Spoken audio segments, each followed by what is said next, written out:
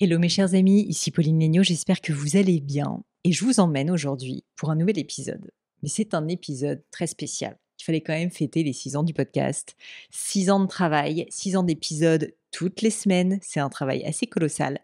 Et du coup, je me suis dit que j'avais envie de me renouveler. Je me suis dit que j'avais envie de vous apporter quelque chose de nouveau. Alors on a brainstormé avec ma petite équipe et on s'est dit qu'on allait vous proposer tout simplement un nouveau format, un format un peu test. Alors du coup, j'ai dû demander à deux amies d'être un peu mes cobayes et elles ont accepté avec beaucoup de grâce, je les en remercie, pour ce nouveau concept que j'ai assez envie d'appeler les dîners du gratin. Oui, le gratin revient. C'est pas vraiment un dîner parce qu'on n'a pas mangé, mais on a organisé ça de manière assez tardive, donc c'était un peu comme une soirée. Et vous allez me dire si vous aimez bien le titre. Quoi qu'il en soit, ces dîners du gratin, c'est tout simplement l'opportunité de rassembler plusieurs personnes pour que, un peu comme une petite souris, vous puissiez assister à nos conversations sans filtre, des conversations telles qu'on les a en fait entre amis, entre entrepreneurs, un peu moins en mode interview et un peu plus en mode conversation. Et en l'occurrence, j'ai choisi pour ce premier dîner du gratin d'avoir 2 personnalités qui allaient parler du thème de l'échec, des doutes, des difficultés, donc des sujets qu'on aborde trop peu, que parfois j'aborde pas assez justement sur mon podcast, même si j'essaie de les mettre en valeur aussi. Ces personnes que j'admire beaucoup, en l'occurrence Lucille Woodward, qu'on ne présente plus puisqu'elle est déjà intervenue quand même 2 fois sur mon podcast. Là, ça sera la troisième. Je crois que c'est la seule personne qui est passée 3 fois sur le podcast. Lucille, elle est coach sportive, elle est absolument géniale. Allez la suivre sur les réseaux sociaux, j'allais dire sur les Instagram. Aussi, allez regarder son podcast sur la longévité qui est brillant. Je vais vous mettre ça dans les notes de l'épisode. Et puis, Lucille a vécu un échec difficile. Elle va en parler puisque récemment, il y a à peu près un an, elle a fermé son entreprise Wellso. Et elle va nous expliquer pourquoi et à quel point ça a été dur. Tout ça pour vous dire qu'elle nous a partagé beaucoup de choses très touchantes. Et je vous invite vraiment à écouter l'épisode d'ailleurs jusqu'au bout parce que la fin notamment de l'intervention de Lucille, je trouve, est particulièrement marquante. Et puis j'ai également le plaisir d'avoir avec moi Barbara Leperlier, que vous connaissez peut-être pas parce qu'elle n'est jamais passée sur le podcast, qui avait créé il y a quelques années The Blonde Cactus, qui était une jolie marque aussi de déco d'intérieur, qu'elle a dû fermer il y a maintenant à peu près un an. Pourtant, après 6 ans d'existence de boîte, bah là aussi, en fait, elle va nous expliquer pourquoi, nous expliquer ce qui s'est passé, tout le processus de fermeture, les états d'âme par lesquels elle est passée. Enfin bref, on est rentré vraiment dans le détail, sans filtre, là encore. Et je trouve que c'est un beau cadeau qu'elles vous ont fait de parler avec autant de vérité, avec autant d'authenticité, même si le mot il est parfois un peu vu et revu maintenant. Là, en l'occurrence, c'est vraiment le cas. Et je crois que de temps en temps, Lucie, elle avait presque un peu la larme à l'œil quand elle se rappelait de ce qui s'est passé et d'à quel point c'était dur.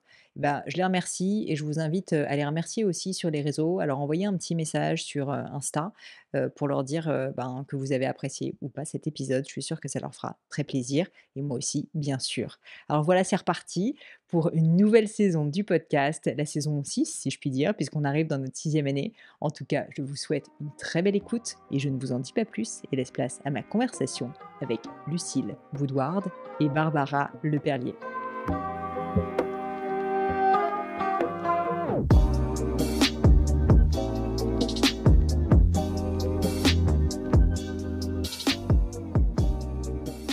Hello mesdames.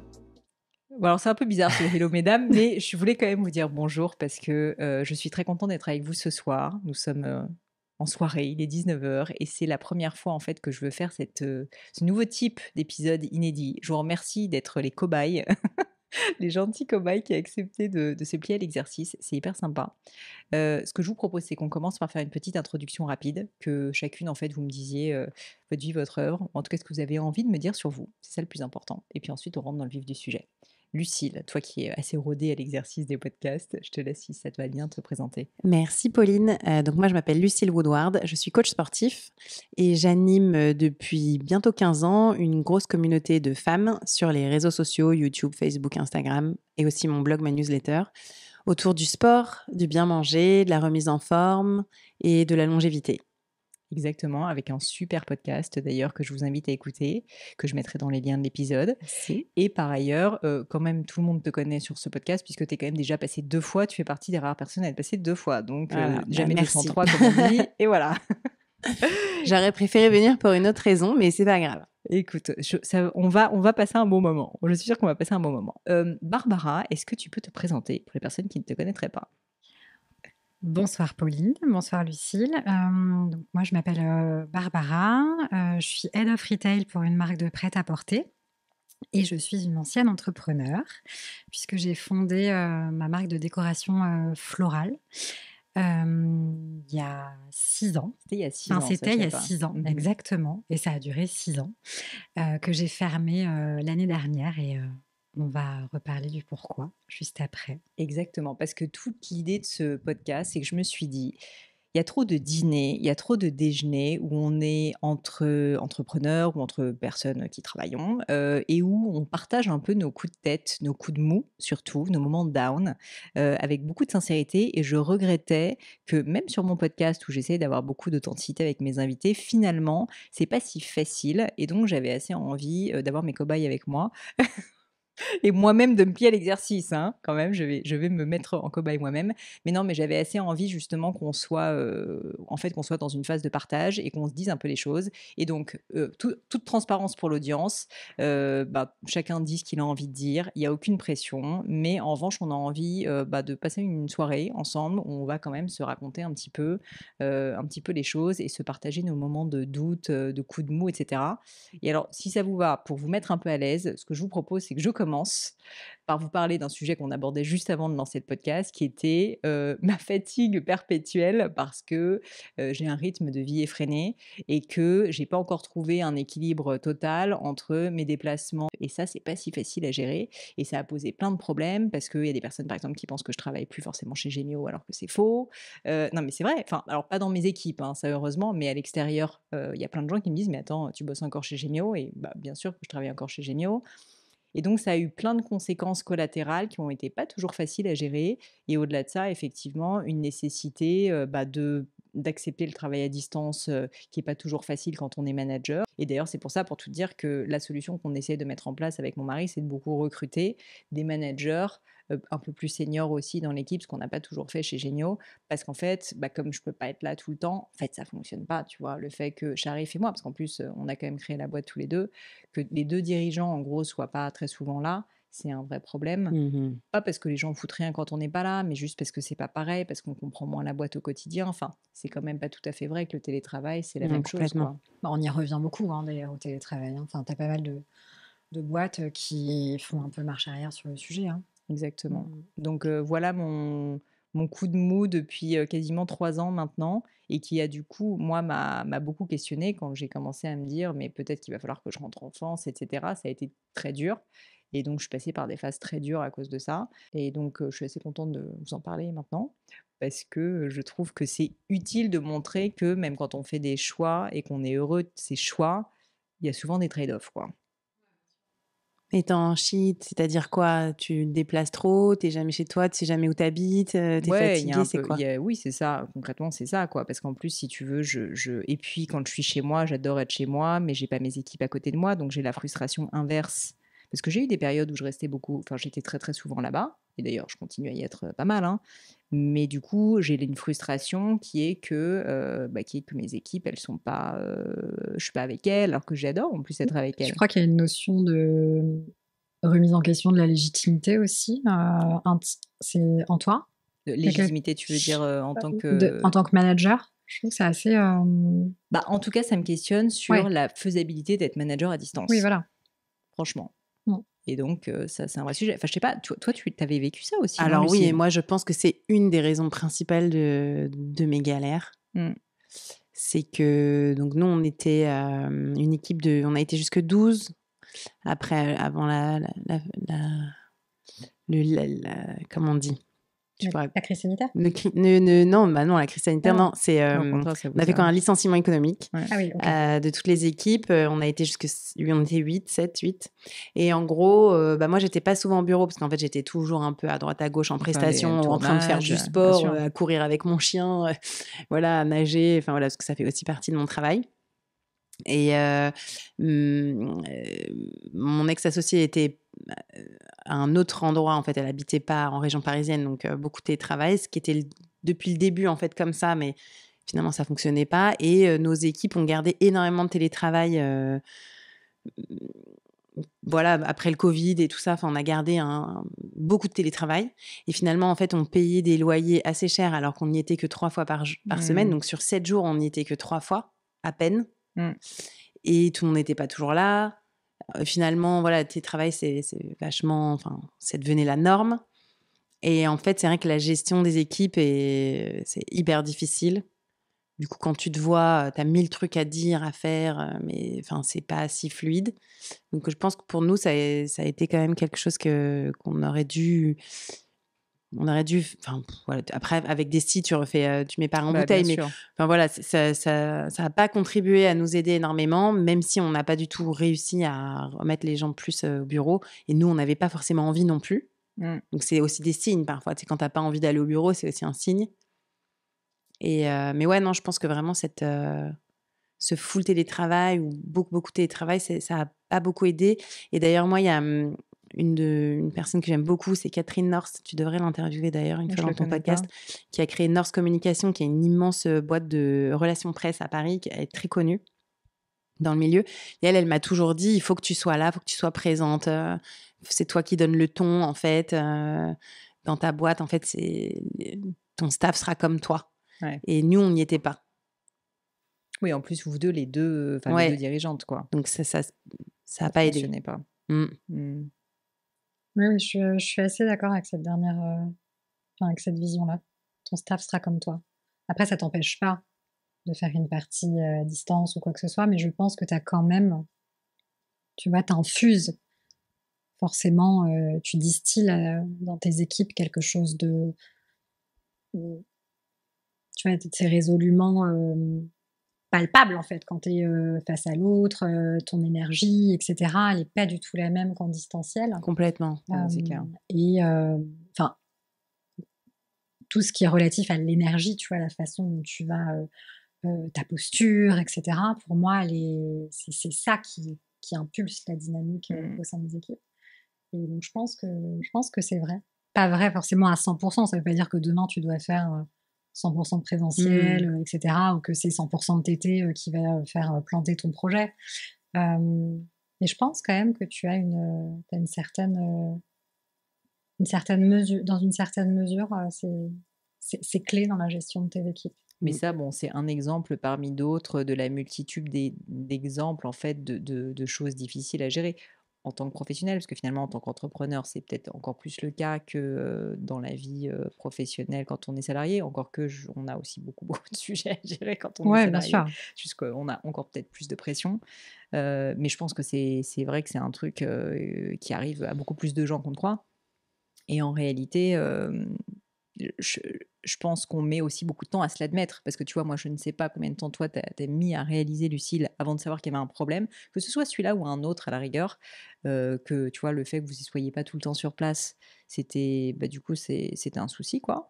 Mais moi, j'ai mis très longtemps avant de le réaliser, parce que comme ça allait contre ce que je voulais, c'est-à-dire être tranquille, entre guillemets, chez moi, et bah, du coup, j'ai mis du temps à l'accepter, tu vois? Maintenant, au moins, je l'ai compris et donc je recrute. Mais c'est vrai que, pour l'instant, pas avec beaucoup de succès d'ailleurs. Le Mais recrutement, c'est dur. c'est une autre histoire, on pourra faire tout un Ça, podcast dessus. on peut faire un podcast dessus. Mais je trouve que, ouais, c'est pas évident, tu vois, de se mettre de se mettre face aux réalités, tu vois, quand ça t'arrive, et d'ailleurs, c'est peut-être le problème, c'est qu'on met un peu trop de temps, en fait, à se rendre compte de nos erreurs, en réalité. Et peut-être que peut-être que peut-être que c'est censé arriver, tu vois, toute cette organisation, en fait, à un niveau de maturité de ta boîte ou d'organisation. C'est peut-être ça aussi l'erreur qu'on peut faire, c'est de créer cet écosystème, peut-être pas forcément au bon timing. Oui, oui, c'est vrai. Tu as ça aussi, tu peux très bien te dire, ok, mon plan de vie perso, parce que bah, quand tu es entrepreneur, c'est intimement lié à ta vie professionnelle, quand tout est imbriqué. Bah, le projet, c'est de partir vivre en Suisse en je sais pas, 2023, 2024. Et bah, avant ça, on doit poser les jalons sur le recrutement, être hyper bien Bah, on est structuré. impatient, on est entrepreneur, hein. Oui, c'est vrai, C'est c'est ça, vrai. ouais.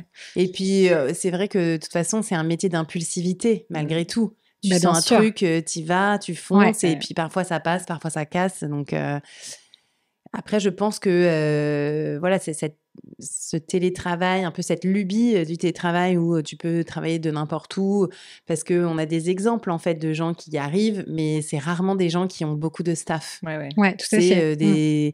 des personnes qui bossent juste à leur compte en fait, tout seuls, un développeur. Enfin, voilà, des gens comme Totalement. ça qui sont très, très éloignés finalement du travail en équipe. Mmh. Mais Bah, et puis surtout quand la marque est incarnée. Toi, dans ton cas, en plus, elle est quand même très incarnée, la marque. Donc c'est vrai que tout était autour, enfin, je veux pas dire que tout était autour de toi parce que ça peut paraître mégalo, c'est pas ça, mais quand même malgré tout, bah si, moi, tout était autour de moi. Et en fait, c'est justement parce que j'ai voulu que ma marque soit moins autour de moi que ça a complètement foiré, Mais clairement. ça, si tu acceptes, je veux bien qu'on en parle parce que je pense qu'il y a plein de gens qui, quand ils créent leur boîte, utilisent un peu le personal branding en se disant, OK, ça va être un bon moyen d'avoir plus de notoriété. Et Oui, ce c'est qui est un un peu levier, vrai, ouais, c'est bien un bon sûr. levier, quoi. Ouais. Alors toi, en plus, comme tu avais une super notoriété, une vraie légitimité et tout, en plus, quand tu as créé tes marques, tu avais quand même tout ce bagage derrière. Mais après, s'en défaire, c'est compliqué quand même. Bah ouais, d'ailleurs, tu vois, j'y arrive pas. J'ai Bah, pas réussi. Mais en réalité, mais tu penses que c'est maintenant, qu'est-ce qu'il vraiment, faut je pas? comprends. En fait, il fallait pas me défaire de mon nom. Clairement, c'était une erreur. Mais pourquoi est-ce que je l'ai fait? C'est parce qu'en fait, je n'aimais plus ce que je faisais. Et vraiment, enfin, voilà, je peux le dire, je l'ai déjà expliqué à ma communauté sur mon blog, en vidéo. Mais en fait, j'étais hyper lassée de la façon dont je travaillais, de ce qu'on me proposait. Ça me correspondait plus, ça correspondait plus à ma façon de voir le coaching, le sport, la remise en forme. Et en fait, de devoir toujours faire comme ça, toujours un peu la même chose finalement, ça me lassait moi. Et c'est pour ça que j'ai voulu que ce soit incarné par d'autres personnes et changer de nom. Et pour, pour moi, un peu comme toi finalement pour partir en Suisse, mais pour moi finalement faire un peu autre chose, des choses qui me plairaient plus, comme l'organisation de séjours ou aller voilà du côté de la longévité. Enfin voilà, explorer en fait d'autres domaines, parce que moi je suis un peu une exploratrice, j'aime bien. Et là finalement ça a roulé, c'était toujours pareil. Oui, tu étais un peu rentrée dans une case, quoi, au final. Exactement. Et du coup ça me lassait, et c'est pour ça que j'ai voulu créer un autre nom, voilà, me défaire en fait de mes produits. Et c'est là que ça n'a pas du tout marché. Et ça a pas marché tout de suite ou en fait, au début, tu y as cru et ça s'est pas fait avec le temps? Enfin, Ça n'a pas marché tout de suite. les gens, en fait, parce que tu étais plus là, en fait, ils adhéraient pas. Ouais. Moi, je pense que c'est très dur, ça, Ah non, mais c'est hyper comme dur. challenge. Tu vois, moi, quand j'ai fermé, avant de fermer, j'ai essayé de vendre. Et en fait, les gens, ils voulaient m'acheter moi, Bah tu oui. vois. Ma marque, au final, était relayée au second plan. Les actifs, etc., n'avaient plus aucune valeur si moi, je suivais pas le projet, en fait. Et toi, ça t'intéressait pas de rester potentiellement dans une boîte, qui serait plus la tienne, mais que tu aurais quand même créée? Je suis pas allée jusque-là, dans les propositions, etc., parce que, enfin, on y reviendra, mais moi, quand j'ai fermé, je choisis de vendre, soit je vendais très vite, ou soit je fermais très vite. J'ai pas, tu vois, suffisamment laissé de temps, parce que je voulais pas que ça me bouffe, si tu veux, antérieurement. Je comprends. Mais en tout cas, T'étais toute seule? non, j'étais pas toute seule, j'avais une équipe, alors Ou après t'avais à un différents associé ou degrés. t'étais... Non, ouais, j'étais seule, ouais, tout à fait. J'avais des investisseurs, mais j'avais pas d'associé opérationnel. Et donc oui, et ma marque, c'était moi, comme toi. Et en fait, au fur et à mesure des discussions, puis des négociations, et puis en fait, au final, tu te rends compte que carrément, après, on te propose des jobs dans les boîtes en question. Oui, c'est ça. Voilà, enfin, ça se finit comme ça. Enfin, les discussions se closent comme ça. Bon, bah, venez travailler chez nous, ça ira plus vite, quoi.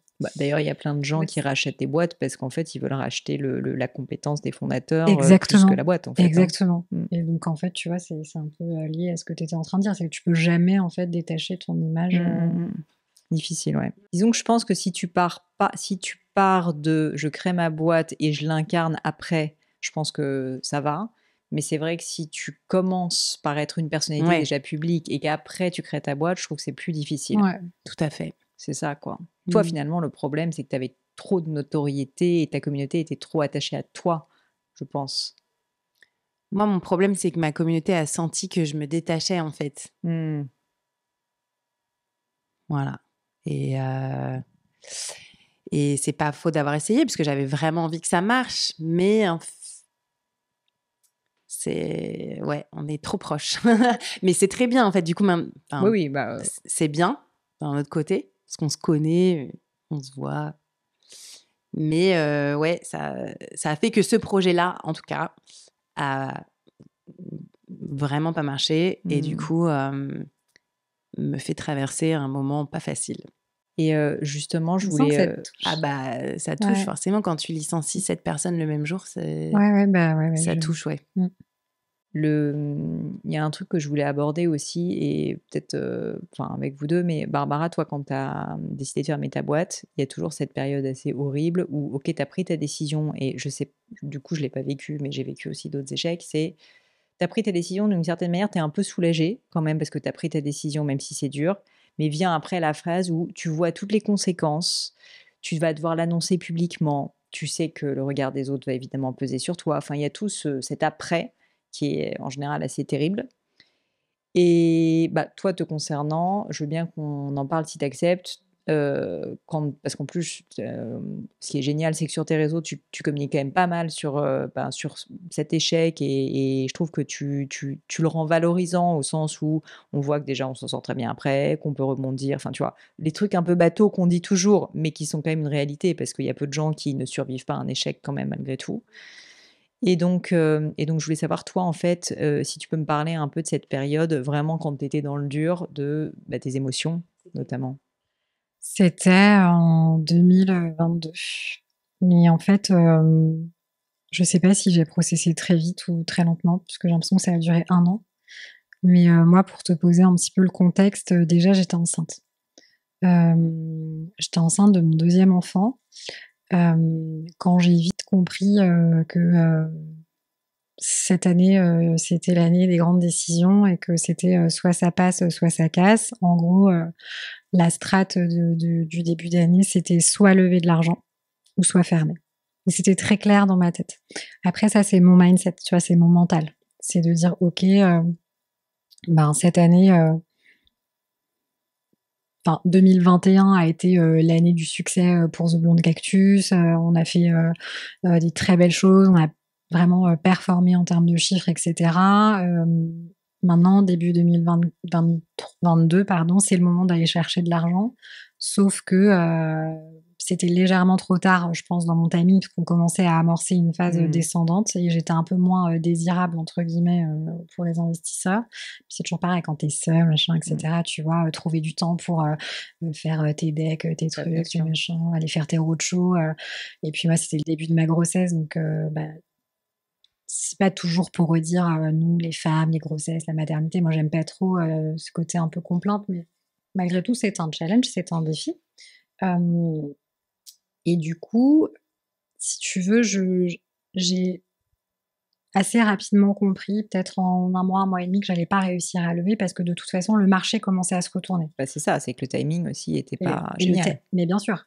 Là, mon mari, il avait pas arrêté de me dire: «Faut que tu le fasses Ouais. avant, avant, avant» et j'étais: «Ah oui, mais du coup, comme on a pivoté, je sais plus comment présenter les choses, je suis un peu perdue, je suis tellement, tellement moi dans l'opérationnel de ma boîte que, j'ai du mal à prendre cette hauteur de dirigeante, et de faire, que de la strat, pendant 1 mois», tu vois? Ça, c'est des choses que j'ai pas réussi à faire qui m'ont beaucoup frustrée, tu vois? Un espèce de challenge que j'ai pas réussi à relever, et qui a été, in fine un échec. Après, je connais pas beaucoup de dirigeants qui arrivent à faire un mois de strat, Ah ouais, non, moi mais j'aimerais bien, Ouais, déjà 2 oh jours, non, mais j'allais te dire même 48 heures, ouais, c'est non, ça. mais tu vois, c'est bien évidemment. Mais en tout cas de prendre le temps pour le faire, hein, peu importe le temps que tu attribues, mais j'ai pas réussi et du coup, c'était légèrement décalé, mais en fait, même légèrement décalé 3 4 mois, tu as le temps, de voir, tes chiffres, Non, mais c'est clair. baisser, et du coup, de montrer, que, la trend, que tu avais réussi, tu vois, à installer, en fait, elle est plus là, et donc j'ai assez rapidement compris qu'entre mes concurrents, j'ai commencé à apprendre qu'il y avait des fermetures, Mmh. que des fonds d'investissement qui avaient investi dans, des concurrents à moi, en fait, tu vas se rendre compte que, bon, ça va fermer et cetera. Bon, là, tu sais que c'est fini, quoi, et donc du coup, comme il y avait cette grossesse, je me sentais responsable, si tu veux, de mon bien-être et du bien-être de mon bébé et j'ai pas voulu, tu vois, me laisser, emporter par les émotions. j'ai été très... Pourtant, Donc tu veux dire que tu as coupé un peu les émotions à ce Ouais, moment-là, même si ça se passait ouais, mal, tu étais un peu pas ouais. en déni, mais un peu en mode En mode survie, en mode Mmh. bon, c'est pas grave, ok, donc next step, Mmh. c'est quoi qui va se passer? Ouais, c'est intéressant ça. Et tu vois, il y a toujours ce truc de vision. Ok, là j'ai 2 mois pour trouver de l'argent. Je trouve pas cet argent au 31 mai, bam, on passe en mode on recherche quelqu'un pour racheter. Je me laisse 1 mois parce que j'avais anticipé le fait de rencontrer des nanas qui avaient revendu leur boîte. Hem, pas des hommes du coup, des femmes encore, et qui m'avaient expliqué, voilà: «Bah, écoute, moi je serais toi, je perdrais pas trop de temps parce que moi j'ai mis, 6 mois, à essayer de vendre, j'ai pas réussi, j'étais épuisée, j'aurais mieux fait, d'essayer de trouver un boulot pendant 6 mois, Mmh. bien payé, j'aurais perdu moins d'argent». Enfin, tu vois, des retours d'expérience qui m'ont nourrie, et qui m'ont permis d'aller, je pense plus vite. C'est pour ça que je pense que ce qu'on fait là, tu vois, être ensemble et évoquer, ce type de sujet, c'est important parce que, bah, on n'a pas forcément, conscience de ce que ça peut la façon dont ça peut nous enrichir sur des questions que tu peux te poser, intérieurement. Et moi, ça, pour le coup, je l'ai fait et ça m'a permis d'être hyper, carrée sur, la façon dont j'allais, mener mon année, tout en me disant: «De toute façon, moi, la priorité, c'est mon bébé». J'ai un fils aussi, déjà. Et de me dire: «Bon, bah, c'est pas à mon mari, et c'est pas, tu vois, à ma famille en gros, de, subir entre guillemets, ce dans quoi j'aurais pu m'emporter émotionnellement», de me dire: «Bah, je ferme ma boîte», en fait, tu as le droit, tu vois, d'être triste, d'être, tu as le droit de vivre tes émotions comme tu as envie. Moi, à ce moment-là, je me suis dit: «J'ai pas le droit» et peut-être aussi que c'était une vague de fermeture autour de moi, sur d'autres, secteurs d'activité et qui m'ont fait peur. C'est vrai qu'il y en a eu beaucoup à cette À période, cette je me période-là, je rappelle. peux te dire qu'il y en a eu Mmh. beaucoup et moi, j'avais plein de copines qui commençaient à fermer et qui commençaient à me dire, «Moi, j'ai des idées noires, je suis pas bien, je suis malheureuse, je suis vraiment là, je suis en burn-out, je coupe, désolée, je t'ai pas répondu pendant 3 semaines, genre là vraiment». Et en fait, moi, je voyais ça avec mon ventre qui grossissait, je me suis dit: «Non, mais attends, mais moi, je vais Mmh. pas du tout rentrer là-dedans, en fait, parce Mmh. que là, vraiment, tu vois, je vais pas me dire: «J'ai des idées noires», je peux pas, j'ai pas le droit, tu vois, de me laisser aller. Donc c'est, pareil, conditionnement mental. Tu sais quoi? Ça marche plus, j'ai essayé, c'est pas grave, j'ai pas eu l'argent que je cherchais, pour X raisons. Peut-être en partie de ma faute sur, le timing, la gestion et cetera et parce que le marché n'est plus ce qu'il est. Bah, ça fait 6 ans, bah, c'est pas grave, on arrête et on passe à autre chose, tu vois? Je veux, que ce soit, positif. Quoi qu'il en soit, que cette expérience soit positive. Moralité, je me suis pas laissé le choix.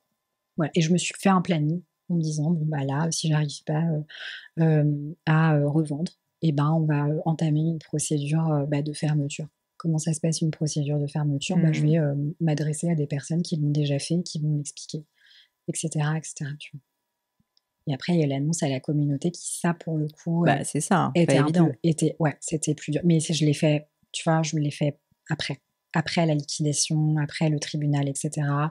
J'avais déjà accouché de ma fille, hem et d'ailleurs, c'est une espèce d'énorme vague émotionnelle. Je m'en rappelle parce que j'ai reçu plein de messages tellement gentils, plein, tu vois, c'est pas, bisounours, mais il y a ce côté, tu vois, hyper, chaleureux ou même à distance sur les réseaux sociaux, tu as parfois l'impression que les gens te prennent dans les bras, tu vois? C'est clair. Et là, je me suis dit: «Oh, ça y est, j'ai fermé. Ah Oui, ouais, ça, ça tu y est, l'as c'est un peu la ré fin, c'est en fait. devenu vrai, quoi, un C'est peu. devenu vrai. Mmh. C'est pas les papiers que tu as commencé à remplir au mois de juillet, tu vois? Même si c'est, 4 mois en amont, en fait, non, c'est là, en fait, je l'ai annoncé et c'est factuel. Voilà, donc moi, c'est la façon dont je l'ai vécu. Je me suis pas, autorisée, je voulais rester très focus. Et après, du coup, quand tu as eu ce deuxième un peu contre-coup parce que tu l'as annoncé et que tu l'as un peu pris en pleine face, là, ça a été plus dur ou non, en fait, au final, Non, parce que je venais de retrouver un boulot. d'accord. J'avais pas encore, commencé, mais j'avais déjà, enfin, c'était déjà acté, tu vois? Et c'est vrai qu'en fait, bah, mine de rien, tu tu fermes ta boîte, heu, vient, le moment aussi, de, te de prendre le temps pour toi de dire: «Bah, qu'est-ce que je vais faire?» Ça fait 6 ans que je suis entrepreneur, Ouais. donc il faut essayer de faire un espèce de petit bilan de compétences avec In-house. toi-même, voilà, in-house, et de te dire, ok, après, pour quel type de boîte j'ai envie de bosser, pour quel type de secteur, enfin tout ce que tu peux essayer de te figurer pour la suite, qu'il faut que tu poses, pareil, de façon hyper factuelle. Et en fait, tout ça en gérant déjà un deuxième enfant qui vient d'arriver, en fait, t'as pas le temps de trop réfléchir et de, pareil, de te laisser emporter. Donc là, c'est un peu, je t'avoue, le quotidien qui m'a porté en mode, bon, j'ai même pas trop le temps de réfléchir à ce qui m'arrive, quoi. C'est juste, c'est comme ça y est, c'est fait. Oui, ça y est, c'est derrière moi, mais c'est pas grave parce que voilà, j'ai retrouvé un boulot dans une boîte qui a l'air, parce qu'à l'époque, j'avais pas commencé, donc qui a l'air de me plaire, avec un poste qui me plaît, j'ai beaucoup de chance. Essayer de me focus vraiment sur les points positifs, tu vois, c'était un peu mon mood.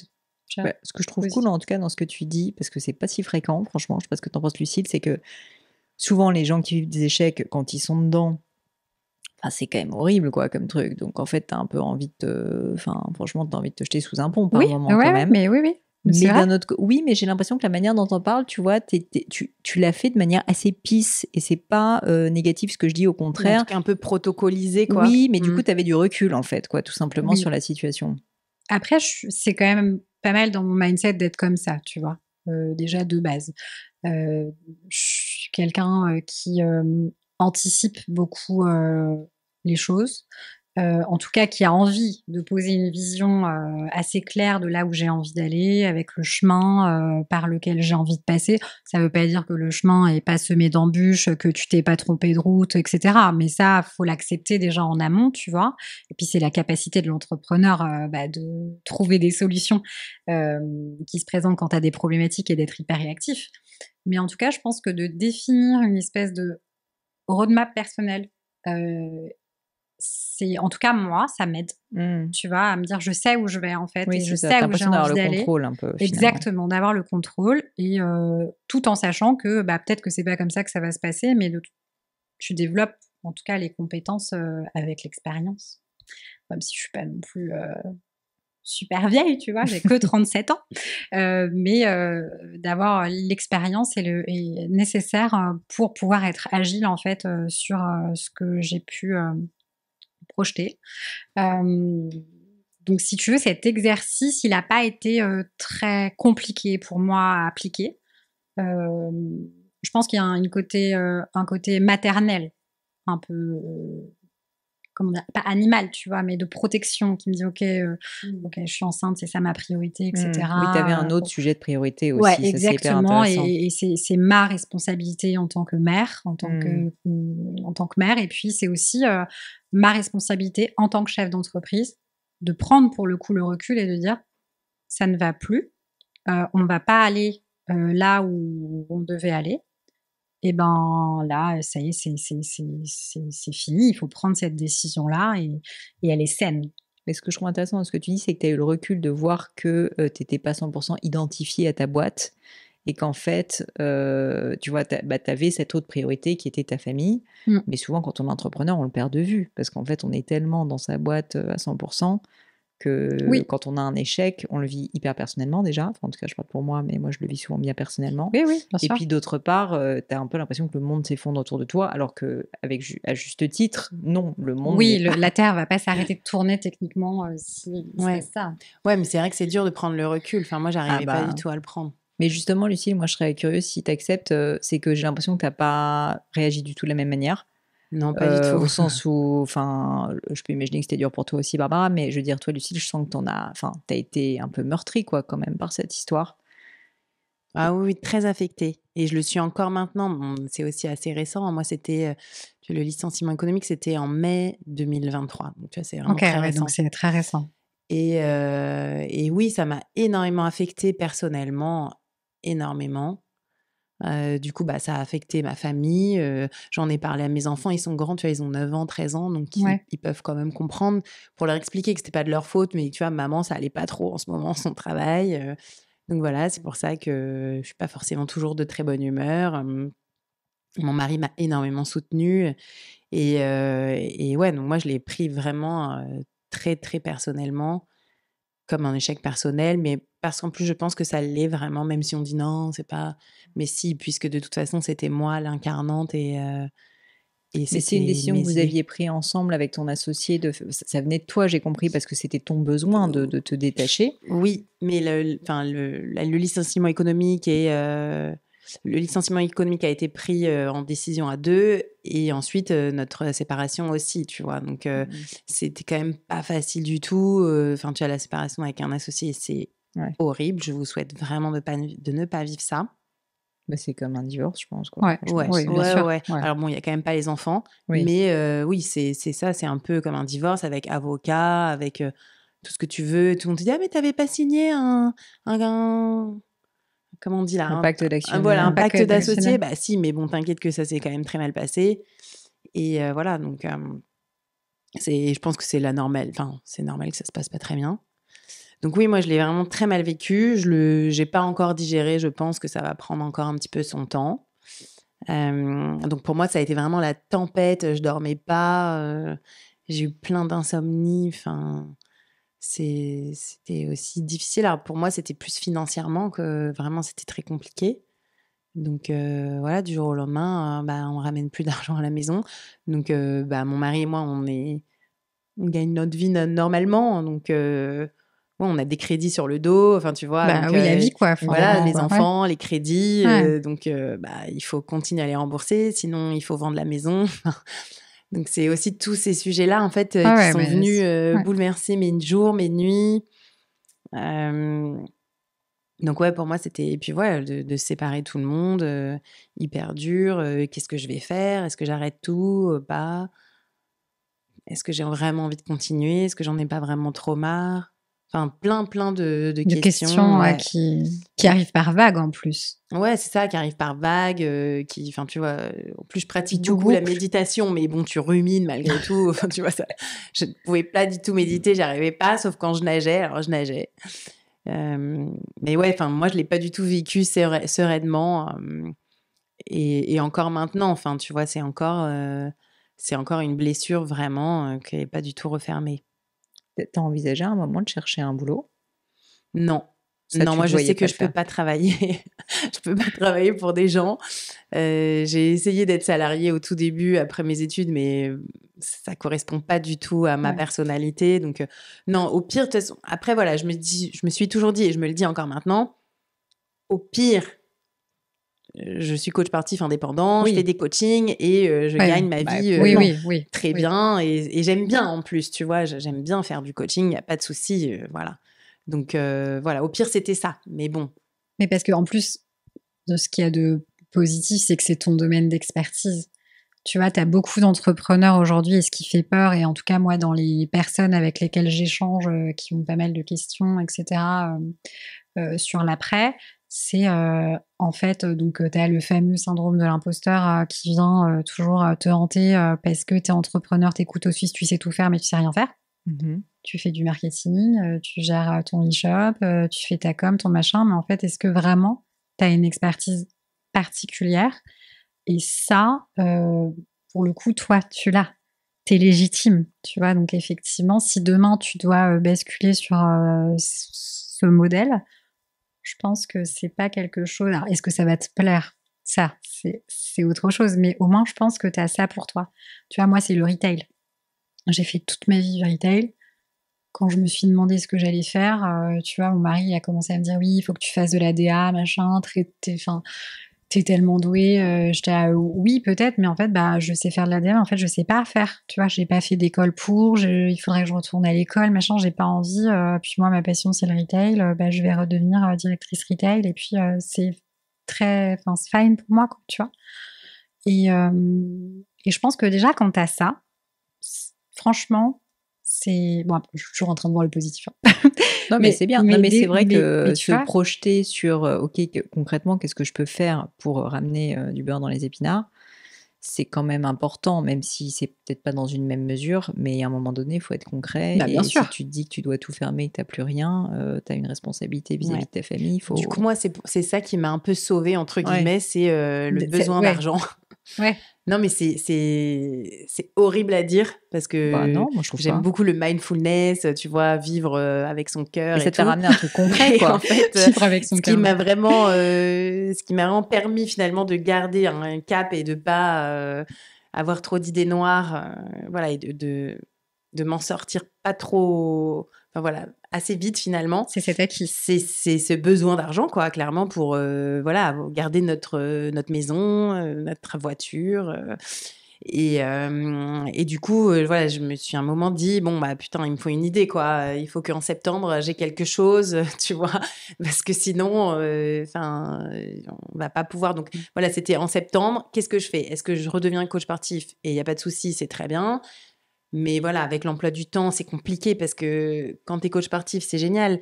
Mais tu bosses très tôt le matin, très tard le soir, le samedi, le dimanche, Avec le une vie de famille, c'est pas mercredi. évident. Voilà, donc avec la vie des enfants, où finalement, nous, on a construit une vie où on est très présent avec les enfants, on les emmène aux activités le soir et tout. Bon, c'était pas simple. J'ai quand même voilà cette chaîne YouTube qui est super et voilà une communauté qui est hyper proche et qui me soutient. Donc, j'avais pas non plus envie de juste être coach pour peut-être 100 personnes à côté de chez moi. Et tu vois, entre guillemets, abandonner tous ces gens Bah c'est clair. qui m'ont fait vivre, tu vois, et avec qui je vis au quotidien. Donc voilà, j'ai eu besoin de trouver des idées. Mais bon, enfin, clairement, je le dis, hein, c'est vraiment le besoin d'argent qui m'a fait un peu sortir à la tête de l'eau et me dire, bon, faut quand même que je trouve un truc, quoi. Bah, Et c'est le cette responsabilité dont on parlait tout à l'heure. Oui, voilà, Ouais. c'est aussi ça, oui. Et le C'est fait vrai. de te remettre un peu dans une phase plus créative, parce qu'en fait, le problème, moi, je trouve aussi souvent quand on échoue, moi, je l'ai vécu sur des échecs, alors pas entrepreneuriaux pour l'instant, je touche du bois, enfin, j'en ai vécu des petits, tu vois, mais pas, j'ai pas fermé ma boîte encore. J'espère que ça ne pourra jamais. Touche du bois, Je touche du bois. Pour l'instant, c'est pas parti pour. Donc voilà. Mais ce que je veux dire, c'est bon, on a tous vécu des échecs. Et moi, j'ai déjà vécu des échecs, par exemple, où j'ai travaillé. On a déjà parlé plein de fois. Mon concours. Je sais que ça paraît bête, mais ça faisait quand même quasiment 6 ans de ma vie que je préparais en gros ce grand moment qui était un concours. Et quand j'ai échoué lamentablement et que j'ai eu 2 sur 20 et qu'en gros ils m'ont dit mais jamais de la vie vous allez entrer dans cette école, vous êtes absolument pas faite pour ça. C'était le concours pour l'ENA.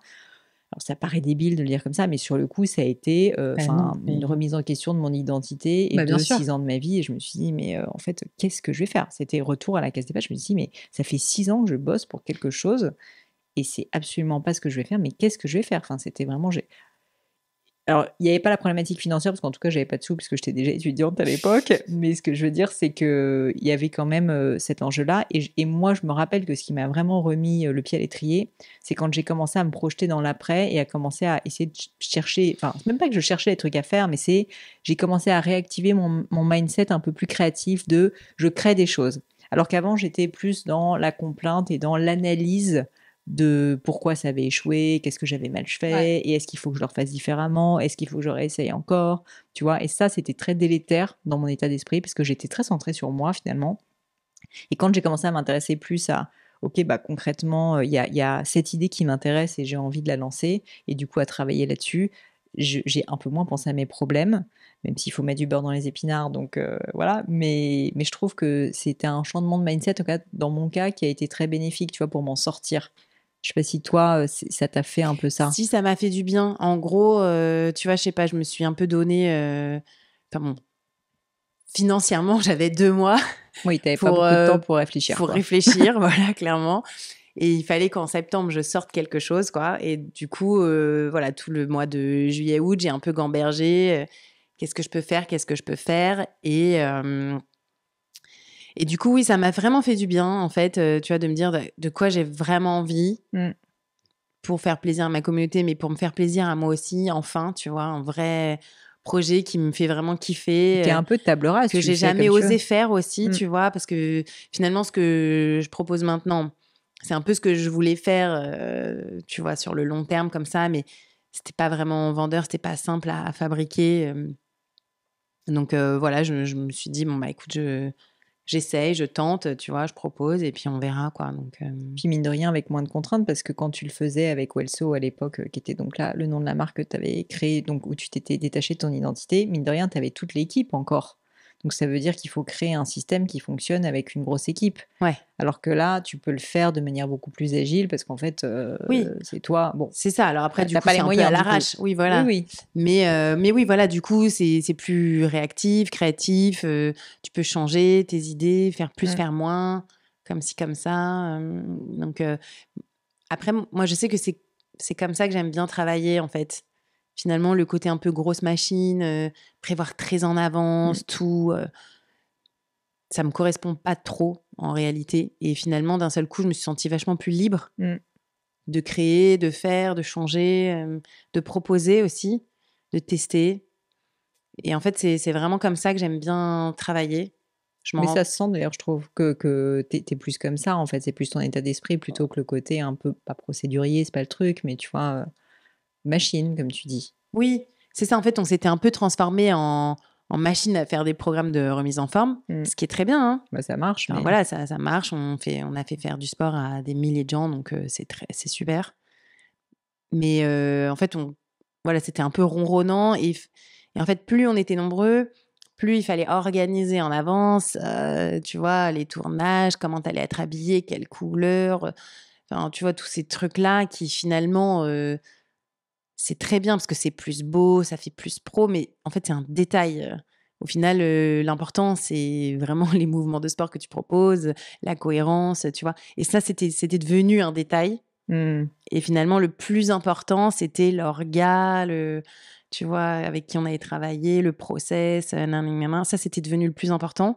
Et au final, les mouvements de sport ou vraiment, enfin, la cohérence de... Le fond, quoi. Le fond, voilà, c'est ça. C'était plus vraiment... C'était un détail. Et en fait, c'est ça qui me pesait énormément. Et du coup, je suis revenue complètement là-dessus. Maintenant, tu fais que du fond. Voilà, maintenant, moi, je fais que du fond. Finalement, il y a... Qualitatif, vraiment. Et c'est dingue parce qu'en fait, là, depuis donc, presque 9 mois, je propose un programme qui dure 9 mois, 10 mois. Et mes vidéos sont complètement à l'arrache. C'est-à-dire qu'il y a des vidéos... Non, mais attends. Tu les fais avec ton téléphone et tout. Que je fais avec mon iPad dans mon garage. Parce que j'ai une petite salle de sport dans mon garage. C'est les vidéos qui sont préférées. Ah, m'étonne pas. Tu vois, en fait, j'ai acheté un petit micro sur Amazon à 70 balles pour bien avoir du son, parce que c'est le son surtout qui est un peu difficile à avoir avec l'iPad. Je pose mon iPad sur une chaise. Je fais ma séance de muscu dans mon garage et c'est ce que les gens préfèrent en réalité. Donc, c'est fou, quoi. Mais est-ce que là, ce que tu es en train de dire, c'est que tu as des choses qui résonnaient faux, en fait. À quel moment tu t'es rendu compte de ça? À quel moment tu t'es dit, en fait, là, ce qu'on est en train de proposer, soit ça me plaît pas, soit ça sonne faux, soit tu fais tirer de flag en mode. Mais c'est pas vraiment que ça sonne faux, je pense. C'est juste que c'est lourd, non? C'est pas que ça sonnait faux. C'est juste que... Tu t'es pas dit, j'ai pas envie de proposer ça, du coup? Si, je me le disais. C'est pour ça que je te dis ça. Enfin, ça sonne faux. Je sais pas si c'est... En fait, tu vois, quand à un moment, on a commencé... Je dénigre pas du tout les produits qu'on a fait parce que ça reste super. Du sport. Enfin, moi, j'en ai fait, ils étaient voilà, top. Hein. Tu vois, c'est bien et ça, toutes les vidéos que j'ai faites, elles sont toujours très bien et aussi les coachs avec qui j'ai travaillé. Mais tu vois, je me rappelle très bien d'un jour, c'était genre, je sais plus, genre en juillet, quoi. Et avec donc mon associé et une membre de mon équipe, on se pose et on se dit, bon, bah, on a tout ce chiffre d'affaires à faire entre septembre et décembre pour nourrir le loyer, l'équipe, voilà. Qu'est-ce qu'on va faire Oui, c'est pour l'argent, tu vois. Et en fait, de réfléchir comme ça, c'est... Oui, tu as senti que ça allait peut-être à l'encontre de tes... Ouais, en fait, c'est pas que ça allait à l'encontre de mes principes. Je veux dire, enfin, voilà, c'est normal. Quand tu es en entreprise, fais un business, tu veux vendre et tu veux que ça marche et tu as des salariés à payer, des loyers, voilà. Mais c'était juste vraiment de penser dans ce sens-là plutôt que, tu vois, de quoi est-ce que les gens ont vraiment besoin et comment est-ce qu'on peut le faire et que ça marche. En fait, on réfléchissait plus comme ça parce qu'on avait, voilà... trop d'objectifs, trop de contraintes, trop de... Ouais. Donc, et je pense qu'en fait... nous, on a vraiment très, très bien marché pendant le Covid. Ça a été, tu vois, l'explosion. On a quadruplé notre chiffre d'affaires. Enfin, ça a été la folie, quoi. Donc, bah, tant mieux, c'est cool. Les gens ont fait du sport pendant le Covid. Mais du coup, on s'est un peu emballé en embauchant beaucoup, en croyant que c'était vraiment à la fête. On est en pleine croissance, on y va, on galope. Et aussi, on nous a énormément conseillé dans ce sens. Parlons-en. Parlons du conseil. Mais oui, mais parce qu'en fait, tous les gens autour de toi te disent vas-y, super croissance, plus 10%, plus 20%, continue, c'est top, tu vas jamais t'arrêter, t'es dingue, c'est trop bien. C'est mis en valeur à mort. Et en fait, finalement, les gens n'ont plus rien à foutre. Enfin, dans ton conseil, pas tes clients, mais dans ton entourage de conseil, les gens n'en ont un peu plus rien à faire des produits que tu fais. Ah bah, ils les consomment pas, en tout cas. Ils regardent ton chiffre d'affaires et, tu vois, ton nombre de likes, tu vois. Et donc, on te conseille, moi, vraiment, on ne m'a conseillé que dans la croissance, plus de loyer, plus de bureaux, plus de staff, plus de marketing, plus de pub. Et en fait, on n'a pas eu le recul parce qu'aussi, voilà, on était des jeunes entrepreneurs, enfin jeunes, pas forcément en âge, mais en tout cas en expérience. Quand tu as des gens que tu admires ou que tu respectes au moins, tu vois, et qui te disent des choses comme ça et qui ont réussi, c'est sûr que c'est difficile de dire non, en fait, c'est pas ce qu'il faut, quoi. Ouais. Moi, j'ai exactement la même problématique que toi. Donc, nous, on a trop embauché, clairement, avec tous ces conseils. Ouais. Bon, et puis avec l'effet pervers du Covid, où franchement, c'était pas évident de se rendre compte qu'il y avait un peu quand même une bulle, c'est normal, de tout ce qui était digital, et que les gens ensuite sont revenus à une réalité précédente qui était que malheureusement, ils font passer de bord certainement. Mais du coup, oui, vous étiez peut-être un peu sous perfusion à ce moment-là, et donc c'est légitime aussi d'embaucher, parce qu'à ce moment-là, vous étiez en train de le gérer. Mais jusqu'après, pour te rassurer, c'est pas comme si vous étiez les seuls à avoir fait cette erreur, hein. Je pense qu'il y a très très peu de boîtes qui n'ont pas fait cette erreur. Au contraire, la preuve avec Barbara, toutes les boîtes tech qui ont fermé derrière ou qui ont dû... ça a été un grand sujet du Covid quand même, ça. Ouais, bien sûr. Moi, au même titre que toi, le Covid nous a quand même pas mal porté parce que enfermé entre 4 murs chez toi, finalement, tu te dis que tu mettrais bien des éléments de déco. Donc, il y a eu un boom sur le secteur de la déco à ce moment-là.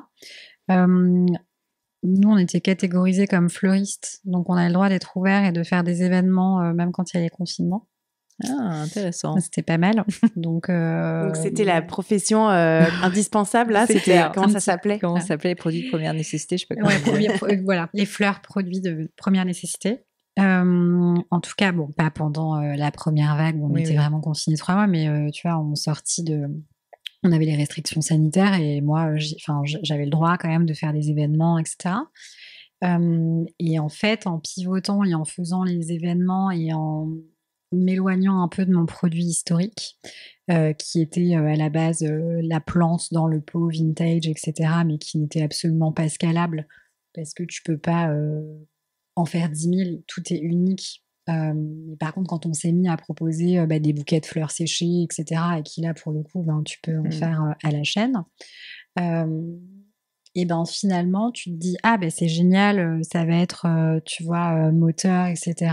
La croissance, elle est issue de ce produit. Et finalement, moi aussi, j'avais des petits trucs, tu vois, je me disais, en fait, est-ce que c'est ça vraiment que j'ai envie de faire?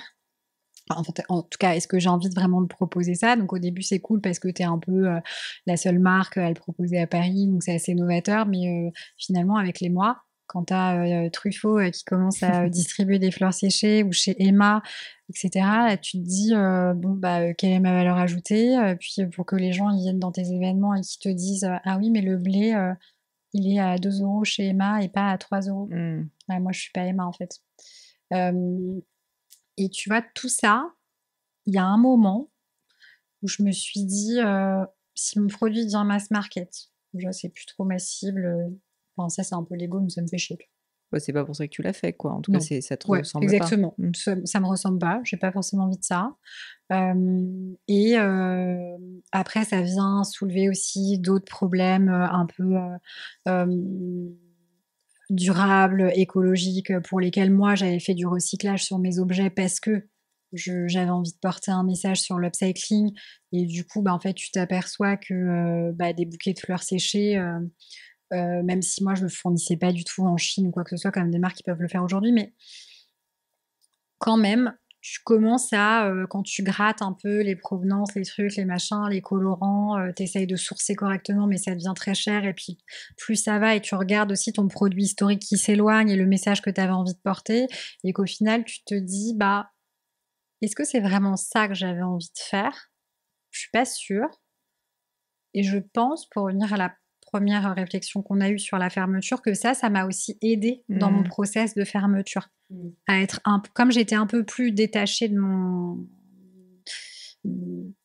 en tout cas, entre ma marque et moi, j'étais un petit peu plus détachée du produit qui s'était installé naturellement, qui était la fleur séchée, et qui n'était pas mon produit historique. Bah, je pense que ça m'a aidée, tu vois, à processer cette fermeture. Je me suis dit, bon, en fait, est-ce que c'est vraiment ça que j'avais envie de faire? Est-ce que j'avais envie d'être revendeur de fleurs séchées? J'avais hyper grossi le trait pour m'aider, tu vois. Et la réponse, en fait, elle était non. Bah non, je suis pas vendeur de fleurs séchées, en fait. Donc, il sait très bien d'en vendre si on veut, mais toi, c'était bien pas sûr, qui tu es. évidemment. Non, il sait très très bien d'en vendre si on a envie que ce soit le produit historique, mais en tout cas, moi, c'était pas ça. Ouais. Et je pense que quand tu arrives à te poser les bonnes questions aussi, bah après, je pense que pour passer à l'étape suivante, l'aventure suivante, comme toi, par exemple, bah, je trouve que c'est plus... Ça rassure. De dire, je suis au bon endroit. Et toi, je sais pas ce que tu te dis aujourd'hui, Justement, mais j'allais est-ce que te tu es... demander, Voilà. Lucille, toi, tu penses que là, tu es dans une période un peu encore de transition ou est-ce que tu as la capacité d'y réfléchir aujourd'hui ou finalement, non, en fait, tu aimes bien être dans plus le quotidien? Parce que ça marche finalement ce que tu fais, donc ça, c'est cool. Ouais. Moi, ce que j'ai proposé, du coup, fonctionne. Donc, en gros, c'est du coaching sur 9 mois, 10 mois. Tu payes en septembre et ça dure 9-10 mois et t'es emmené, quoi. Voilà. Tu te Et poses c'est pas de seulement, questions. là, on n'est même pas 1000 Mais donc, personnes. super Donc, je réponds aux questions personnalisé. en permanence à toutes les personnes qui sont membres du club. Donc, c'est marrant, c'est un peu un retour à ton coaching, mais quand même à plus grande échelle. Oui, Ouais. voilà, c'est ça. Finalement, c'est un petit club, tu vois, et les filles se parlent entre elles. Moi, je les coach. Il y en a qui se rencontrent. On essaye de faire des rencontres aussi, mais C'est trop voilà. cool. Ouais, c'est vraiment cool. J'aime beaucoup. Donc, je pense que je suis toujours en période de transition, même si je pense que j'ai envie de continuer dans ce sens-là, c'est-à-dire moins de clients, clairement. Je le dis, hein. Moins de clients, mais moi, plus présente, plus qualitative. C'est vraiment comme ça que j'ai envie de Et puis plus de continuer. fond et moins de forme. Voilà, si je plus de comprends bien. fond, beaucoup plus de fond, moins de forme, vidéo parfaite, canon, machin. Tu vois, enfin, c'est canon, hein. On partait en Guadeloupe pour faire le super programme de l'été et tout, avec les plus beaux maillots de bain de la Terre. C'était hyper bien, hyper beau. Mais finalement, c'est beaucoup d'investissements qu'on mettait sur la forme et pas, tu vois, sur le fond, vraiment en se posant et en prenant vraiment le temps de se dire, voilà, il faut faire ces mouvements-là pour ci, pour ci, pour ça. Donc voilà. Et en tout cas, moi, ce dont je suis sûre maintenant, et j'en ai enfin parlé à quelqu'un qui me conseille et qui me comprend, c'est que je suis et je veux rester dans un lifestyle business. C'est-à-dire que j'ai une entreprise qui va rester petite et qui reste à mon échelle, à moi. Donc voilà, pour l'instant, j'ai un staff et deux prestataires avec qui je travaille beaucoup. Mais je veux que ce soit une entreprise qui me permet d'avoir ma vie comme j'ai envie de la mener, c'est-à-dire faire beaucoup de sport, avoir mes enfants et être présente pour eux et pas chercher la croissance en permanence, plus d'argent, plus de clients. Je veux vraiment garder cette idée de lifestyle business qui pour moi est nouvelle. C'est une de mes amies qui m'a parlé de ce concept. Je pense qu'on n'en parle pas du tout assez. C'est beaucoup les auto-entrepreneurs finalement qui le font, tu vois, qui l'incarnent. Mais on peut aussi avoir une SAS, une SARL qui est un peu plus grosse que ça, voilà, qui fait pas mal de chiffre d'affaires, mais qui reste un business où voilà, tu te mets des limites, t'es bien dans ton chiffre d'affaires, t'es pas forcément à le faire grandir à chaque fois. Et tu peux en être hyper heureux et bien vivre avec. Ouais, et fier aussi. Et on n'est pas obligé... c'est plus de la qualité que de la quantité, quoi. C'est ça, exactement. C'est le fond, la qualité de vie pour les personnes qui travaillent, la qualité du produit que tu proposes, et pas forcément à vouloir scaler gagner plus, être en hyper croissance, être la nouvelle start-up qui déchire tout. Parce qu'en fait, en discutant, les nouvelles startups qui déchirent tout, scaler, faire des levées de fonds, ça crée beaucoup de souffrance, en vrai. Beaucoup de gens galèrent, dorment pas la nuit, ont pas le temps pour faire du sport, ont pas le temps de voir leurs enfants, passent leur temps au travail, sont méga stressés de ouf. Et tu vois, moi, ça a commencé à devenir mon cas. Donc, qui je suis, moi, ultra stress, méga insomnie, Alors dire qu'en aux plus- gens, ouais, ouais. dormez, faites du sport, passez du temps en pleine nature. Enfin, tu vois, Fais ce que je c'était... dis, fais pas ce que je fais. Exactement. Bah, c'est ce que j'allais dire. Dans ton cas, c'est parti. En fait, toi, du coup, là, tu es beaucoup plus aligné en fait avec ce que tu proposes. Parce que c'est pas que tu étais devenu aligné par intention, mais c'est juste que subrepticement, en fait, vous étiez allé tellement loin dans la volonté de scaler et d'avoir de la croissance que c'était devenu un peu même contradictoire avec tout ce que tu Ouais, prônes, avec tes sincèrement, en valeurs, réalité, quoi. bien sûr. Ouais, après, j'arrivais quand même à faire mon sport, mais je me sentais coupable de Ouais. faire du sport parce que j'étais pas au bureau. Enfin, tu vois, c'était complètement... Ça devenait... Hyper intéressant. Donc Mais voilà, je trouve je ça... pense que cette idée vraiment de lifestyle business, elle n'est pas assez mise en valeur. Tu vois, c'est une petite boîte, un petit artisan, des trucs comme ça. C'est toujours vu un peu comme quelque chose de un peu péjoratif ou voilà, enfin, c'est un petit truc. Mais en fait, les petits trucs, ça crée aussi des belles vies. Et au final, voilà, on est sur cette terre pour vivre, tu vois. On n'est pas non plus là que pour taffer comme des malades. Pourquoi au final? Enfin, Ah, complètement d'accord. Non, et d'ailleurs, je te remercie parce que tu vois, pour être honnête, sur ce podcast, comme tu sais, je mets en avant, et tu le sais parce que tu es venu plusieurs fois, je mets en avant des success stories, mais j'aime bien l'idée de montrer qu'il y a plein de succès différents et qu'en fait, il n'y a pas une forme de succès, même si aujourd'hui, on est un peu formaté, notamment à cause des médias et peut-être des podcasts comme le mien, mais j'essaye justement, moi, de pas trop mettre en avant des start-upers, des choses comme ça, parce qu'en fait, je trouve ça assez nauséabond, pour être honnête, de montrer seulement une manière d'avoir du succès, alors Bien qu'en sûr, fait, ouais. il y a une différence entre réussir dans la vie et réussir sa vie, et que finalement, toi, tu fais le choix de réussir ta vie, et au passage, tu réussis aussi dans la vie en réalité, mais c'est pas dans la manière, on va dire, que tout le monde a identifié. Finalement, tu acceptes de sortir un peu de la case, quoi. Et Ouais. je trouve ça dommage qu'aujourd'hui, on ne le voit pas plus, parce que finalement, des lifestyle business, c'était ce que nos parents ou nos grands-parents vivaient peut-être plus parfois quand ils étaient entrepreneurs. C'est-à-dire qu'en fait, ils n'étaient pas en train de se comparer quoi, en permanence au final. Ils étaient en train de vivre leur vie, de gagner de l'argent, parce que en fait, l'argent servait à ça. Elle servait à bien vivre sa vie plus qu'à autre chose. Ouais, je sais pas. Enfin, moi, j'ai un mauvais exemple puisque mon père était entrepreneur et lui a beaucoup fait de croissance et créé Ok. plusieurs boîtes à succès. Donc, d'ailleurs, c'était un de mes conseils, hein, mais il nous a très bien conseillé, mais c'était toujours dans la direction de plus, toujours plus. Et en fait, au final, moi, dans ma personnalité et dans ma vie que j'aime, c'est pas ça qu'il me faut. Mais en fait, ça a pris du temps pour que je le comprenne, que je le réalise.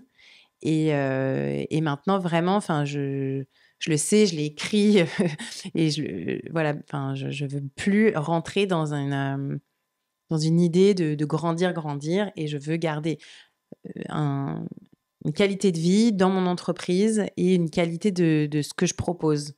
Donc, voilà, et je pense qu'on n'en parle pas assez de tous ces gens-là. Enfin, tu vois, je pense à la personne avec qui je fais les vidéos et les photos. C'est aussi un entrepreneur. En fait, pareil, finalement, il se limite. On en a parlé pas mal récemment. Et en fait, voilà, il a décidé de se mettre une limite à un chiffre d'affaires pour garder une qualité de vie. Et je trouve que c'est assez intéressant aussi. On ne parle pas de ça. Non, mais tu as raison. Ouais, c'est assez, c'est très vrai. Moi, tu vois, mon mari, il est beaucoup dans ce mindset et le fait que son business ne prendra pas le pas sur sa qualité de vie et de s'imposer des plages de repos ou de bien-être avec voilà son cours de tennis, etc. Et ça, c'est quelque chose que j'admire beaucoup parce que moi, j'ai jamais réussi à le faire dans ma boîte. Est-ce que même j'ai essayé? Je ne pense pas, tu vois. Donc, comme il le dit tout le temps, on a l'emploi du temps qu'on se donne. Non, mais je suis d'accord qu'il y a une dur, espèce de... Pas connotation négative, c'est pas ça, mais je dirais il y a aujourd'hui une pression sociale, enfin honnêtement, Mais bien sûr. sur la réussite, Mais c'est qui la est claire. culture de la Et réussite. notamment quand on est entrepreneur, en fait, si tu es un entrepreneur qui ne fait pas de la croissance, recrute pas et tout, tu es un peu un loser, quoi. Quand même. Exactement. Complètement. Et c'est quand même assez nul. Moi, je sais que, tu sais, nous, avec Gemio, on est propriétaire de la boîte avec mon mari. Alors, ça n'a pas toujours été le cas. On a fait des levées de fonds et on a fini par réussir à racheter notre fonds d'investissement en s'endettant fortement d'ailleurs, ce qui a été une autre histoire qu'on racontera dans un autre podcast. Mais tout ça pour dire que maintenant qu'on est propriétaire et que du coup, on fait les choses à notre échelle, à notre manière, on fait moins de croissance. Mais du coup, on le fait à notre rythme. Alors, ça n'empêche pas que j'ai mes problèmes d'emploi du temps quand même, Ouais, bien mais sûr. on le fait quand même à notre rythme. Et ça, c'est drôle parce que je vois bien que beaucoup de gens ne le comprennent pas. Ils ne le comprennent pas parce qu'ils se disent mais pourquoi vous ne levez pas des fonds? Vous pourriez accélérer 10 fois plus, etc. Mais c'est pas ce qu'on veut en fait. Nous, on veut créer une boîte probablement à l'échelle de notre vie, Saine aussi. saine sans doute, enfin en tout cas du mieux qu'on peut, et puis dans laquelle on va pas s'user jusqu'à la corde, parce que si c'est très long, tu peux pas non plus tenir, parce que c'est ça aussi les vérités des startups, c'est que tu peux tirer sur la corde pendant 4, 5, 10 ans, mais est-ce que tu peux tirer sur la corde pendant 40 ans? Je suis pas sûre. Oui, et puis en fait, tu parles pas de tout ce qu'il y a derrière, le stress, les problèmes de santé qui vont avec, Les nuits les sans sommeil, les les nuits sans insomnies, sommeil, les ça enfants qui c'est se font gueuler dessus en permanence parce qu'en fait, les parents, ils sont méga stress. Enfin, tu vois, en fait, tout ça, c'est aussi, moi, je me rends compte parce que finalement, c'est les gens que j'ai en coaché. En fait, c'est mes membres de club, ce sont ces personnes-là. Donc voilà, j'ai des médecins qui bossent beaucoup trop, j'ai des entrepreneurs et tout ça qui sont ultra stress et qui galèrent à même trouver 20 minutes pour faire du sport chaque jour.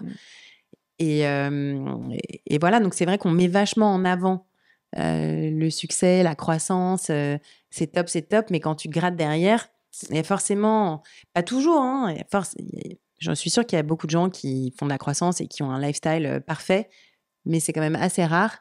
Et en fait, voilà, la vie, c'est toujours un équilibre. Et parfois, ben, quand tu mets toute ton énergie dans le travail, ben, il y en a plus pour ta famille, le sport, ou tes amis, ou voilà, enfin tes passions qui te maintiennent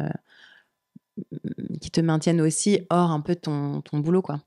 Mais je pense que c'est culturel, c'est très français, on s'autorise pas, tu vois, Oh, à dès mon que avis, aux États-Unis, ils sont pas mal aussi dans le oui, mais style. il y a un mindset, wellness qui est quand même, installé, tu vois, Moi, je pense que c'est vraiment entrepreneur égale croissance, bosser de ouf, gagner plus, monter un gros truc, lever des fonds, embaucher, faire grossir la boîte. En fait, c'est un peu l'unique vision, tu vois, qu'on a. Et d'ailleurs, enfin, tu vois, c'est un peu parce que moi, j'ai commencé comme auto-entrepreneur et de toute façon, au début, moi, quand j'ai commencé, c'était 28 000 € de chiffre d'affaires. Il fallait ensuite oui, quand tu passer, dépasses le voilà, plafond, exactement. Enfin, tu vois, t'étais toujours happé. En fait, on te pousse un peu à mettre le doigt dans l'engrenage, c'est-à-dire, bah, tu taffes plus et du coup, il faut embaucher. Et là, du jour au lendemain, on t'embauche la première personne, tu rentres dans la roue du hamster. En fait, il faut que tu cours toujours plus vite parce que ça coûte cher d'employer, donc il faut faire plus de chiffre d'affaires et du coup, il faut embaucher quelqu'un d'autre. Et voilà, ouais, c'est la spirale. Ouais. Mais il y a une boîte d'ailleurs aux États-Unis qui est assez sympa. Je ne sais pas si vous en avez entendu parler, la boîte de ceux qui ont écrit Rework. Et ce livre, il est génial justement parce qu'il va énormément contre. Il faudrait que tu le lises si tu aimes le sujet du business lifestyle. C'est un livre hyper court à lire où il donne plein de principes qui sont un peu les anti-principes en fait pas de la croissance, mais en gros de la société actuelle entrepreneuriale. Pourtant, il a été écrit il y a des années.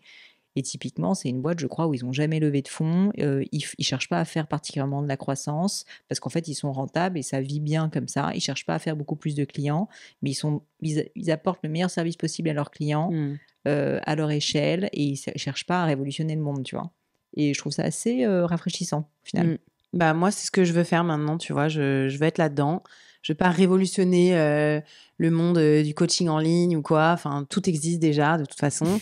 Et C'est clair. la seule chose qui n'existe pas vraiment, c'est de la grosse qualité. Ouais, des conseils très voilà, personnels. avec vraiment des vidéos qui sont hyper bien, bien expliquées, avec la vraie progression, de la progressivité. Ça, il y en a jamais assez. Donc, voilà, moi, j'ai envie de faire ça. Et de vraiment m'investir pour les gens dans leur réussite sportive et alimentaire. Et le reste, ben, c'est pas grave. Voilà, on restera à un certain chiffre d'affaires qui fait que tout fonctionne. Au pire, embaucher 1 ou 2 personnes max, pas plus. beaucoup travailler avec des prestataires de services qui sont excellents et qui, voilà, si un jour tu n'as plus besoin d'eux, bah, c'est pas grave.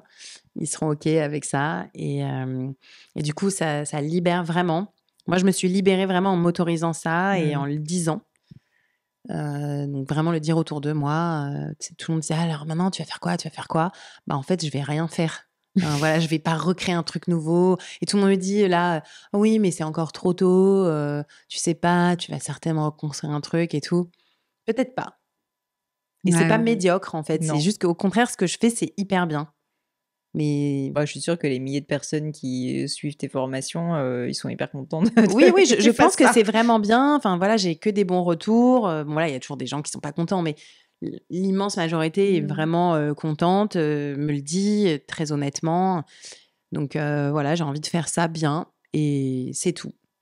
Tu as un retour, en fait, des gens sur le besoin d'être d'être associés ou de se tourner vers des plus petits business, des plus petites communautés. Ça, c'est une vraie tendance émergente, notamment, tu le vois sur la micro-influence. Et je pense que c'est vraiment signe de qualité parce que tu fais moins, mais mieux avec ton expertise et que ça, en tout cas, le client, il le ressent vraiment. Et je pense qu'on va tendre de plus en plus vers ça. Vraiment. Au final, c'est de l'artisanat. Enfin, oui, voilà, c'est ni plus ni moins de l'artisanat. C'est de l'artisanat en ligne. Donc, voilà, je peux avoir des clientes qui sont au Québec, à Marseille, à Paris ou juste à côté de chez moi. Mais ça reste de l'artisanat, c'est-à-dire que tu fais un peu du cas par cas, tu fais bien les choses dans ton vraiment domaine d'expertise que tu maîtrises et sans forcément multiplier par 10, par 20 tous les 10 ans, quoi. Alors du coup, la dernière question que je suis obligée de vous poser à toutes les deux, c'est est-ce que ces échecs, vous êtes finalement contente de les avoir vécus ou pas? C'est en premier. Moi, oui, parce que je suis persuadée que, en fait, ma définition, en tout cas, de l'échec et la façon dont je l'envisage, c'est cette phrase de Mandela qui te dit je ne perds jamais, soit je gagne, soit j'apprends. Et en fait, moi, j'en ressors extrêmement grandie de cette expérience entrepreneuriale. Et toutes ces erreurs que j'ai pu faire, mêlées à tous ces succès et de cette aventure, m'ont fait apprendre. Enfin, de toute façon, l'école de l'entrepreneuriat, c'est l'école la plus folle qui soit et la plus dense. Et j'ai appris, je pense, tellement de choses en 6 ans qui me servent aujourd'hui. Et, moi, aujourd'hui, je suis salariée, mais c'est pas pour autant que j'ai du tout mis une croix sur l'entrepreneuriat. Je pense que j'ai vraiment ça en moi et j'ai déjà eu d'autres boîtes auparavant, tu vois. Et peut-être que j'y retournerai un jour et que je me servirai en tout cas de tous ces apprentissages. Et même je m'en sers encore aujourd'hui, même dans ma boîte, tu vois. Donc non, moi je regrette pas du tout. Et toi, Lucille? Moins facile. Ouais, moi je pense que déjà c'est un peu trop récent pour dire ça.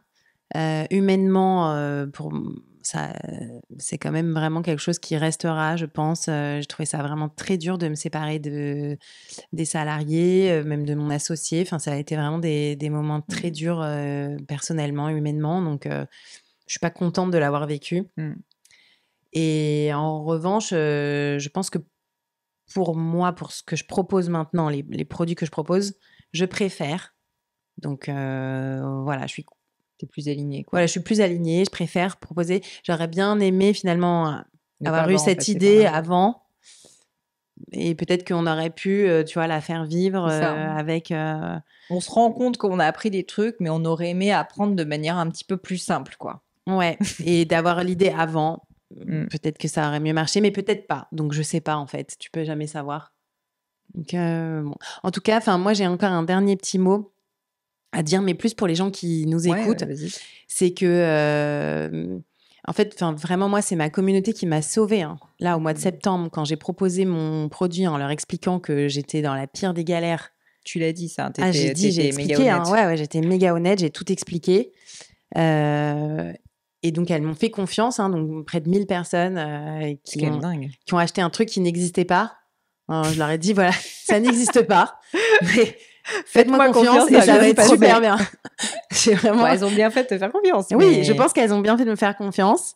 Et du coup, c'est une expérience vraiment humaine aussi avec ces clientes. C'est cool. Mais vraiment de dire que si, en fait, vos achats vraiment soutiennent les personnes qui fabriquent ce que vous achetez. Il faut vraiment le dire. C'est pas oh, ça sert à rien d'acheter ces pommes, autant prendre ces raisins qui viennent de je sais pas quoi. Non, en fait, chacun de vos achats soutiennent à 1000% les personnes qui fabriquent le produit. Et en fait, vous êtes vraiment acteur de la société que vous voulez voir. Parce que voilà, enfin là, les personnes qui m'ont suivie, elles m'ont permis de souffler, de reprendre confiance en moi, de proposer un produit avec lequel je suis alignée et d'améliorer ce que je fais. Donc, c'était pas rien, en fait. Et ça, c'est à tous les niveaux, quoi. En allant voir en concert un artiste qu'on a envie de soutenir, voilà, enfin, n'importe quel achat que l'on fait, c'est un engagement. Un engagement. Ouais. Et c'est pas rien d'aller acheter des fleurs séchées chez Emma ou des fleurs séchées, c'est dur à dire, chez voilà une petite entreprise qui a des valeurs et qui essaye de faire bien les choses. C'est pas la même chose, même si c'est 4 € ou 2 €. Je suis complètement d'accord. Merci Lucille. Merci aussi Barbara. Merci à toi Pauline. Et à bientôt. J'espère pour un podcast plus gai.